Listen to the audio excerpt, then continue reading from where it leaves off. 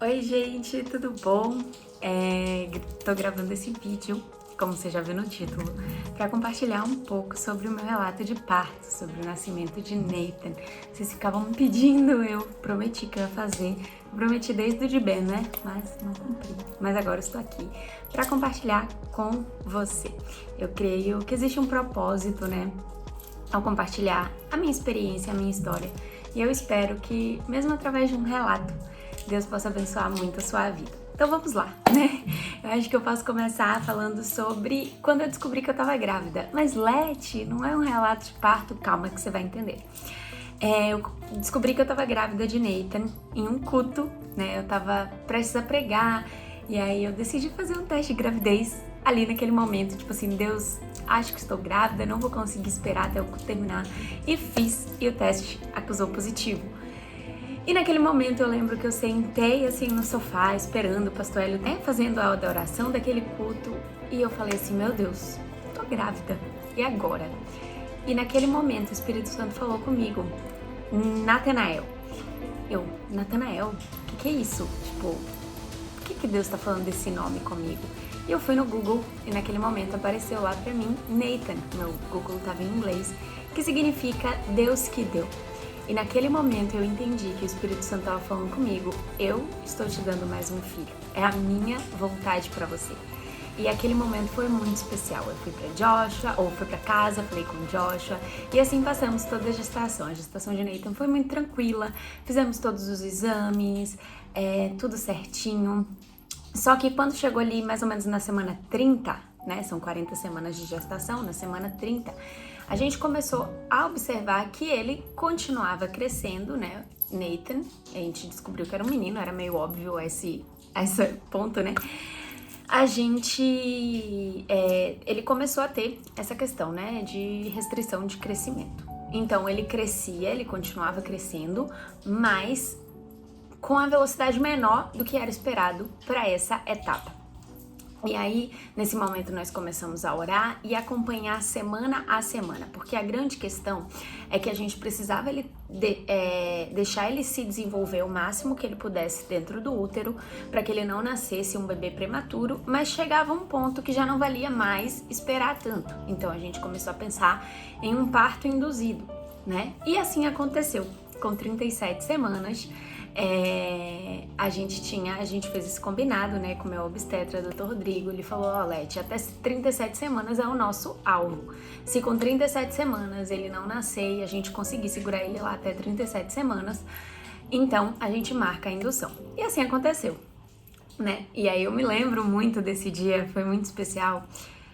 Eu acho que foi um sábado, e agora eu não me lembro. Mas foi dia 14 de janeiro de 2023, esse ano. E ali eu arrumei todas as coisas no dia anterior, né? E no dia seguinte a gente marcou, olha, 8 horas no hospital. Ok, foi bem diferente do parto de Benjamin, que eu cheguei no hospital à tarde, então o trabalho de parto entrou pela noite. No de Nathan, não. Você vai ver, eu vou contar, mas às 4 horas da tarde, Nathan já tinha nascido. Então foi assim, muito mais leve esse processo.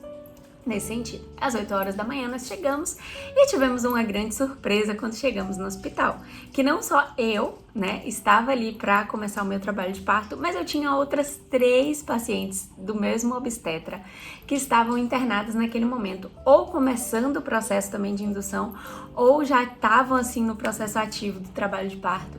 E eu falei, meu Deus do céu! Aí eu falei com ele, doutor Rodrigo, pelo amor de Deus, você não vai me abandonar aqui nesse momento, entendeu? Eu preciso de você. Ele também foi o obstetra responsável pelo parto de Benjamin e é maravilhoso, gente, incrível. E, bom, assim nós fomos, né?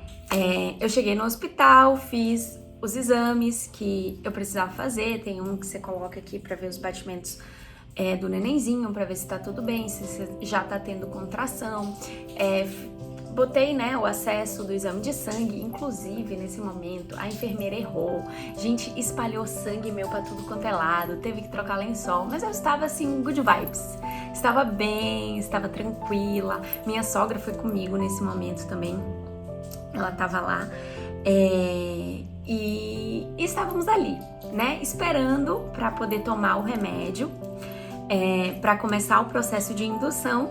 e ouvindo louvor, conversando. Dea, que foi a enfermeira obstétrica que me acompanhou também, tava lá. A gente tava assim, super good vibes. E aí, no momento, o Dr. Rodrigo chegou, ele falou: olha, Leti, eu acho melhor a gente começar o seu processo já com ocitocina, porque o que acontece? Meu primeiro parto também foi induzido, porque Benjamin não queria nascer, né? 41 semanas e o menino estava lá dentro e nada de sinal de trabalho de parto. Então a gente induziu, mas com um outro hormônio, que eu não vou lembrar o nome agora, que era um remedinho que eu tomava a cada 2 horas ou a cada 4 horas para começar o trabalho de parto. E a ocitocina eu só usaria se fosse necessário para acelerar mais. Mas não precisou no caso de Benjamin. No caso de Nathan, ele falou: como você já passou por um processo de parto, né? Já é o seu segundo parto, então as coisas são mais fáceis. Eu já tava com 3 centímetros de dilatação. A gente já tinha feito algumas manobras para poder acelerar isso, para ver se acontecia espontaneamente. Mas não aconteceu. Então, ele falou assim: Leti, vamos entrar com a ocitocina já de cara. E aí o negócio vai ser mais rápido. Ok. Então, às 10 da manhã, eu comecei a tomar ocitocina. Grava isso aí, ó. 10 da manhã. E aí, começou, né? Fui tomando lá, aqui na veia. E aí, conseguimos uma bola de pilates. Estávamos lá, todos felizes. Foi muito engraçado, porque quando o Benjamin nasceu, ainda a gente tinha todos aqueles protocolos. Vai ser uma comparação, né, gente? Vai e volta. Mas a gente tinha todos os protocolos do Covid ainda. Então a minha família não pôde estar naquele momento, foi só eu e Joshua. E isso foi difícil pra mim, porque eu sei que tem algumas mulheres que gostam de total privacidade nesse momento, mas eu queria muito que a minha família pudesse participar, que a minha família pudesse estar ali, que a gente pudesse estar compartilhando desse momento, né, dessa doce espera juntos. E eu pude viver isso dessa vez. Então, minha mãe estava viajando, então ela não pôde estar presente, mas estava meu sogro, minha sogra, meu marido, meus cunhados, tava todo mundo lá, gente. Isso foi muito engraçado, porque as contrações começaram a aumentar um pouquinho e tal, e aí eu só tinha uma exigência. Eu falava pra todo mundo: gente, quando a contração vier, todo mundo cala a boca. Você pode ficar aqui, a gente pode ficar conversando, não tem problema nenhum. Mas quando a contração vier, todo mundo cala a boca, não quero barulho. E eles obedeceram direitinho, foi ótimo.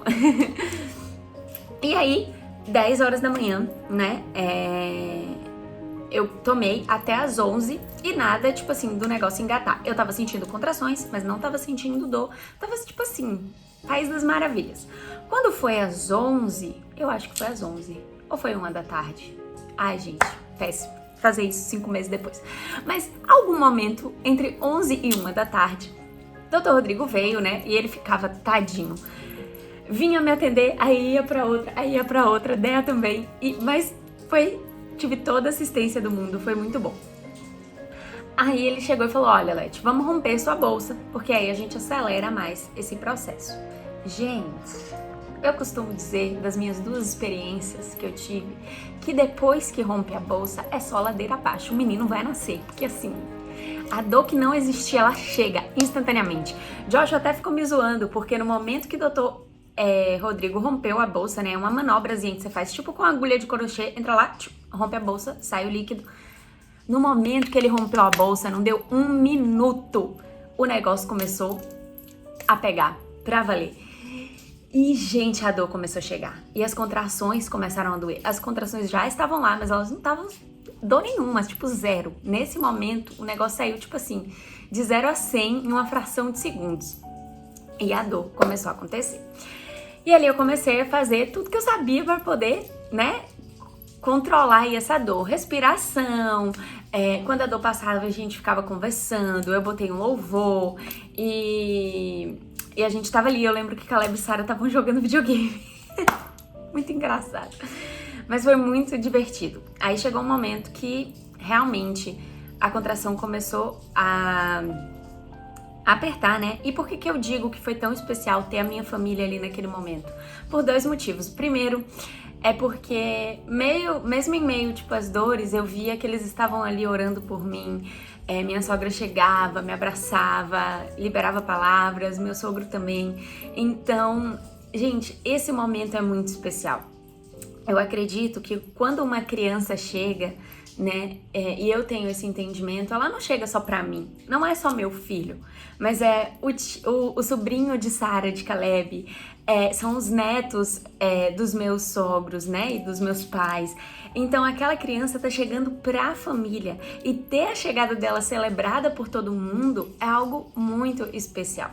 E o outro motivo, eu te conto no final do vídeo, eu vi que como Deus moveu pra eu ter a minha família ali e como isso foi importante. Começou, né, esse processo, as dores começaram a apertar. E aí chegou um momento que eu falei, Dea, vamos pro chuveiro. Dea tava ali, aromaterapia, óleo essencial, massagem, tem um negócio que você faz assim na testa. Eu não sei explicar o que é. Dea, vai lá no Instagram dela, gente, ela vai poder te explicar. Mas isso aqui funciona, entendeu? Você tá sentindo dor, ela tá fazendo assim na sua testa. Não me pergunte o que é, nem a questão científica da situação. Eu só sei que funciona, entendeu? E aí ela ficava assim, e a dor aliviava. E aí a gente foi pro chuveiro, porque como eu falei, isso deu muito certo no meu primeiro parto. E eu fiquei lá, tipo, uns 40 minutos no chuveiro, e as dores foram aumentando,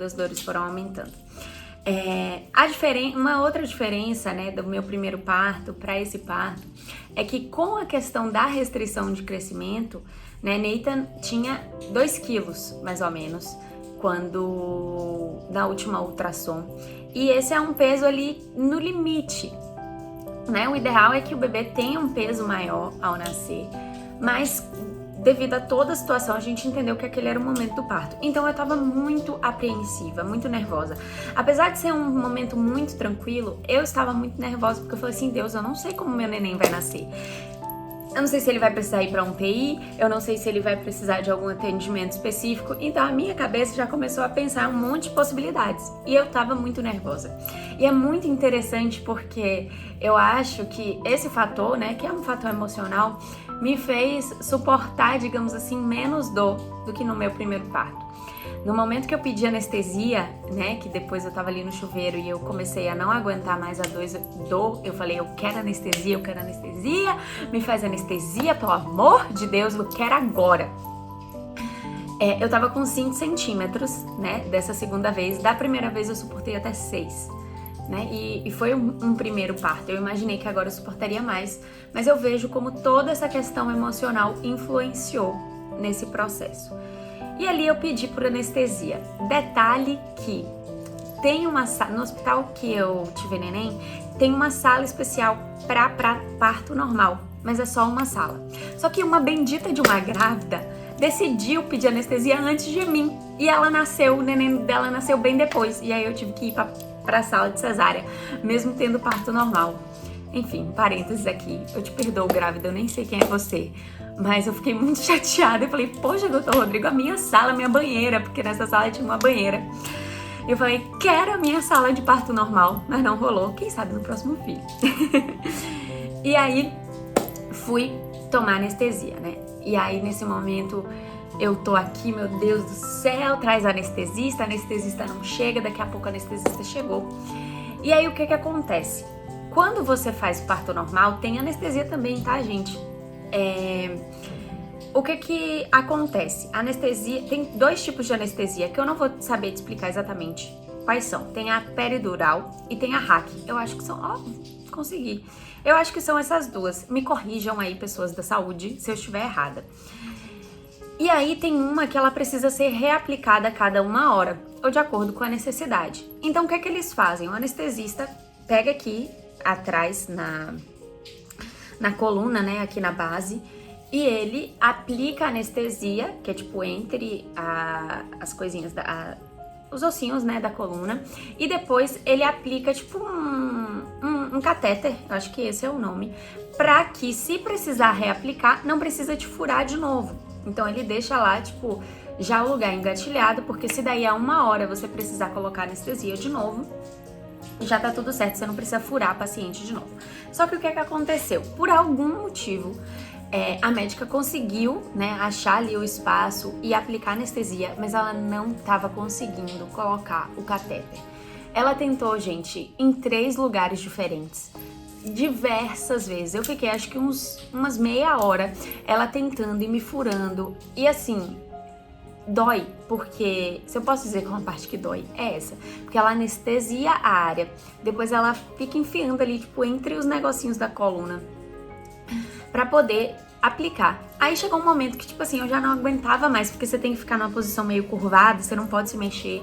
Eu falei assim, ó, seguinte, você já me furou 3 vezes, se precisar de outra anestesia, você vai ter que fazer o mesmo processo e me furar de novo, né?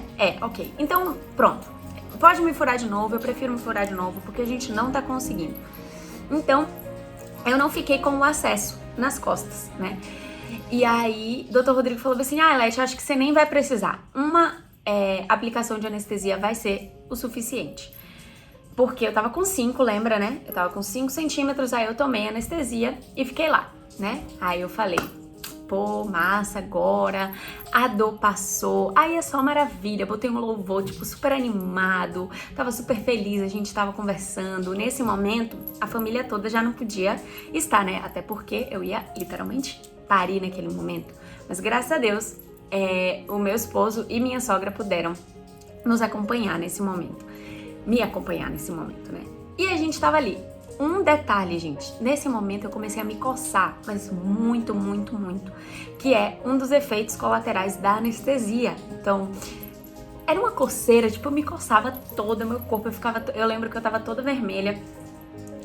E aí, acho que uns 20, meia hora depois, o Dr. Rodrigo falou, vamos ver como é que tá essa dilatação pra ver o que a gente faz agora. Porque a anestesia, ela tem uma questão.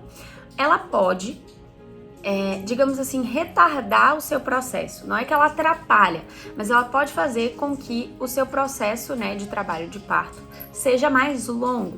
Então, o que é que você tem que fazer? Você toma anestesia, né, e você faz exercícios para continuar estimulando essas contrações. Mas graças a Deus, no meu caso, em nenhum dos 2 partos, a anestesia atrapalhou. Muito pelo contrário, porque meia hora depois que eu tinha tomado anestesia, eu tava com 5 centímetros, o Dr. Rodrigo foi ver lá a minha dilatação e eu já estava com 9. Isso mesmo, tava pronta para parir. Só faltava 1 centímetrozinho ali, ou meio centímetro. Então, o Dr. Rodrigo falou, bora, Leste, é agora. Nesse momento, a minha fotógrafa de parto, Carlinha, chegou, porque foi tudo muito rápido, gente. Tipo assim, eu parti minha bolsa, acho que foi 11 ou foi 1 da tarde, já era 3h30, então, tipo assim, foi a jato, Nathan já estava nascendo. Aí, nesse momento, a gente senta na banqueta, né, foi a forma como eu escolhi pra Nathan nascer, que é sentadinha, assim, num banquinho, que pra mim é perfeito. Chama a neonatologista, chama as enfermeiras, porque tava no momento ali do parto. E aí, eu digo pra você esse dado porque eu filmei. Minha mãe não podia estar, mas a gente filmou pra ela poder ver o parto, né? E pra minha cunhada também, Raquel, que tava longe, poder ver o momento do nascimento. E o meu tempo dispossível, não me odeiem, gente, mas é verdade, porque eu tenho um vídeo salvo, foram 6 minutos. Do momento que eu comecei a fazer força pra criança sair e o momento que a criança saiu, foram 6 minutos. Foi muito rápido. E ali eu comecei, tipo, dando risada, como sempre. Eu digo que parir é bom demais com anestesia, entendeu? E com um médico que vai te dar anestesia, porque você tá pedindo anestesia. E foi assim comigo. Eu comecei o expulsivo naquele momento, super feliz, música super alegre. E Nathan nasceu. E naquele momento que ele tava saindo, ele tava com 2 circulares de cordão. Então, geralmente, o que acontece? O bebê nasce, ele vem pro seu colo e fica ali uns 2 minutos para esse cordão umbilical parar de pulsar e passar todos os nutrientes pro bebê.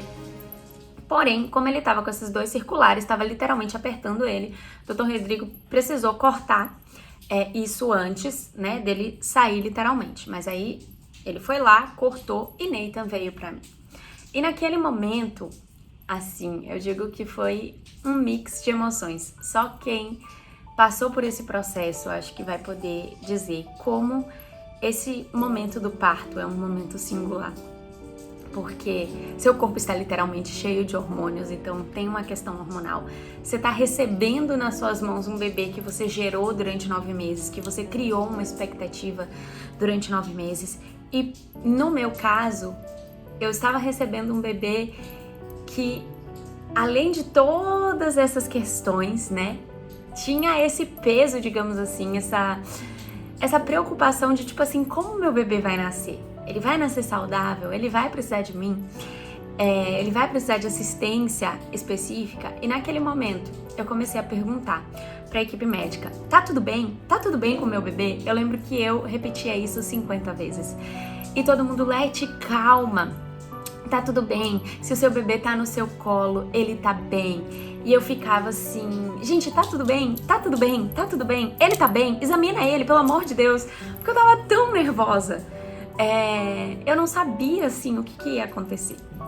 E aí, naquele momento, a neonatologista, acho que pra acalmar meu coração, falou, não, Leti, me dá aqui, deixa eu examinar ele. E ela começou a examinar ele, né? Só que aí, o que acontece? E esse aí foi o momento, digamos assim, que as coisas começaram a mudar um pouco. Eu comecei a observar que ela tava examinando ele demais. Sabe, tipo assim, examina ele aqui pra mim, mas me devolve logo. E ela não me devolvia. E ela continuava examinando. E, tipo assim, não foi nada, gente, fora do padrão. Mas pense numa pessoa que já tá ali nervosa devido à situação. Eu já tava cheia de caraminhola na minha cabeça, sem saber o que ia acontecer. Então, eu comecei a perguntar pra ela, né, pra neonatal, doutora Rebeca, que eu digo que ela foi um anjo. Deus usou muito a vida dela nesse momento. E eu comecei a perguntar pra ela, eu não sabia o nome dela, né, no momento, mas eu ficava, doutora, tá bem? Tudo bem com meu filho? Tá tudo bem? Doutora, tá tudo bem? E ela falava, Leti, calma, tá tudo bem, tá tudo bem. E aí ela falou, olha, ele tá com a temperatura um pouco mais baixa, vamos deixar ele aqui pra ele regular essa temperatura, o que pode acontecer com qualquer neném quando nasce. Ali eu não tive laceração dessa vez, graças a Deus, então não precisei levar ponto, mas é como se o clima ficou um pouco tenso naquele momento. E eu comecei a perguntar pra ela, doutora Rebeca, tá tudo bem? Doutora, tá tudo bem? Doutora, tá tudo bem? E aí foi quando ela virou pra mim e eu digo que ela foi, assim, muito usada por Deus, porque ela teve muita sabedoria nesse momento. E eu não tenho dúvidas de que o Espírito Santo estava instruindo a vida dela. E ela virou pra mim naquele momento e ela falou assim, Leti, é o seguinte, eu não ia falar isso para você nesse momento, porque não tem necessidade de eu falar isso pra você. Mas como eu vejo que você tá muito, assim, preocupada, ansiosa, então é o seguinte, seu filho tá bem, ele tem todos os sinais que uma criança precisa ter ao nascer. Aparentemente, ele não precisa de nenhuma assistência. Então, Neita nasceu excelente, com 2,3 kg, 42 centímetros, se eu não me engano. Tá tudo bem. Porém, eu percebo alguns sinais. Então, eu percebo que ele é um bebê mais molinho. Então, tipo assim, era pra ele estar um pouquinho mais ativo, ele tá um pouquinho menos. Que pode ser por conta da prematuridade, porque eu tava ali na linha, né? Neita não nasceu prematuro, mas foi, tipo assim, no limite. Eu percebo que o olho dele é um pouco mais puxadinho e ela foi falando alguns outros sinais. Por isso, por uma precaução, eu preciso fazer um exame pra ele, né? Pra gente procurar, né, se existe alguma situação genética mais específica. E naquele momento, gente, foi muito difícil receber essa notícia, digamos assim. Naquele momento não foi um diagnóstico e eu digo que ela foi muito usada por Deus porque ela teve essa sabedoria de dizer assim, eu não tenho como afirmar 100% o que está acontecendo. Eu vejo alguns sinais e como profissional da saúde eu preciso investigar isso mais profundo. Então eu vou pedir alguns exames para ele, só para ter certeza que ele tá tudo bem mesmo. Mas é tipo assim, naquele momento, cheia de hormônios, acabando de ter um parto, super nervosa. Eu não sei. Eu não consigo descrever o sentimento que veio no meu coração. Apesar de que eu senti muita paz e o Espírito Santo ali comigo. E eu vejo como Deus tomou o cuidado de ter a minha família ali presente para aquele momento. A possibilidade de uma situação genética com Nathan que nunca foi levantada em nenhum momento da gravidez foi muito difícil. E naquele momento a gente se deparou com uma situação que a gente nunca esperava, né? E é muito interessante que naquele momento a minha sogra, percebendo a situação, percebendo o que estava acontecendo, ela falou o seguinte, ela fez uma oração para Deus. E ela falou assim, Deus nos ajude a lidar com o dia mau. E naquele momento, imediatamente o Espírito Santo respondeu para ela, como quem dá risada assim, tipo, ô Niara, você não sabe o que você tá fazendo. Eu sei os planos que eu tenho para vocês. Eles são perfeitos. E foi assim um momento de muitas emoções, porque a possibilidade de um diagnóstico de trissomia do cromossomo 21, que é justamente quando a criança ela nasce com um cromossomo a mais no par 21, mais conhecido como síndrome de Down, veio também uma avalanche de sentimentos, porque hoje é muito mais fácil falar sobre isso, porque eu conheço um pouco mais, eu sei o que isso significa. Naquele momento eu não sabia. Naquele momento eu não sabia o que isso significava, o que isso ia trazer de consequência para o meu filho. A gente tinha muito uma visão equivocada de senso comum do que as pessoas acham que é a trissomia do cromossomo 21. Então foi uma avalanche de sentimentos. Eu lembro que eu chorei muito, eu chorava, eu parava de chorar, eu olhava para Nathan e começava a chorar. E foi um momento muito delicado. E ali Deus, né, permitiu que a nossa família estivesse ali para nos ministrar, para nos acolher. E assim Nathan chegou. E a gente começou esse processo, né? Ainda no hospital, nós fizemos vários exames, porque quando uma criança ela nasce com trissomia do cromossomo 21, tem algumas coisas que podem acontecer paralelas a isso. Então, algumas formações no coração podem ser diferentes, algumas questões cérebro, no abdômen. Então, ele começou a fazer vários exames para ter certeza que estava tudo formadinho e tudo certinho.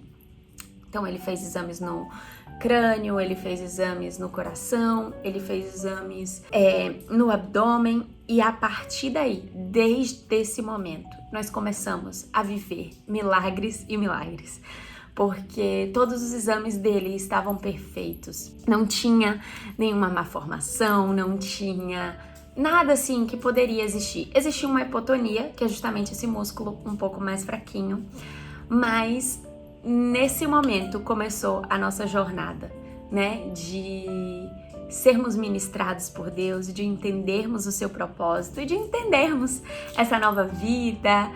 Nesse momento nós não tínhamos o diagnóstico. Um mês depois, esse diagnóstico chegou. E por mais que foi um momento difícil emocionalmente, porque, como eu falei, não é que o diagnóstico foi ruim.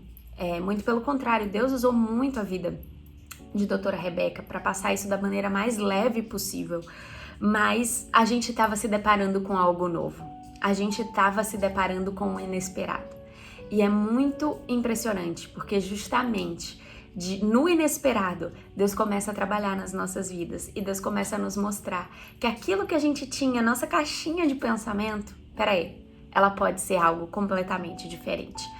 Nesse processo, uma das coisas que Deus mais nos ministrou como família é que a limitação não era de Nathan, a limitação era nossa.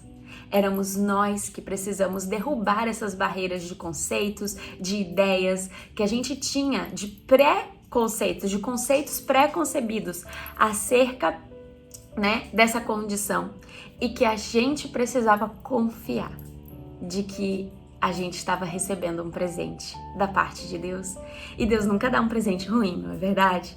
Então, esse foi o nosso processo, esse foi o meu processo, né? Em relação ao parto de Nathan, foi um momento muito especial, e eu vejo como Deus tem usado, né, esse momento para nos ministrar, para nos tocar e para nos transformar. A partir desse momento, começou um outro processo, que foi de entender, de aceitar. E eu posso compartilhar com você em um próximo vídeo, porque esse já tá gigantesco.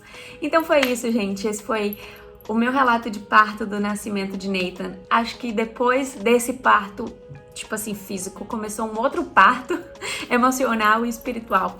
Mas isso é papo pro próximo vídeo. Se você quer que eu grave, se você quer que eu compartilhe essa experiência, então me conta aqui nos comentários. Um beijo, que Deus possa abençoar muito a sua vida. E lembre-se, às vezes as situações nas nossas vidas nos mostram que a limitação é nossa. Um beijo!